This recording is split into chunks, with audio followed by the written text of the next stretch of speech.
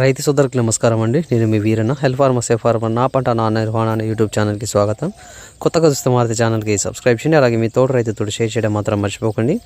మనకి పొట్ట దశలో వచ్చేసి మనకి కాండం తొలుచు పురుగు, మొగ్గి పురుగు, ఆకుచెట్టు పురుగుల ద్వారా మనకి ఈ తాలు శాతం అనేది అధికంగా రావడం జరుగుతుంది. అదేవిధంగా చూసుకుంటే తాటి తెగులు, అగ్గి తెగులు, మిడవిరుపు, పాంపొడ తెగులు అనేది మనకి రావడం అనేది మనం గమనించవచ్చు.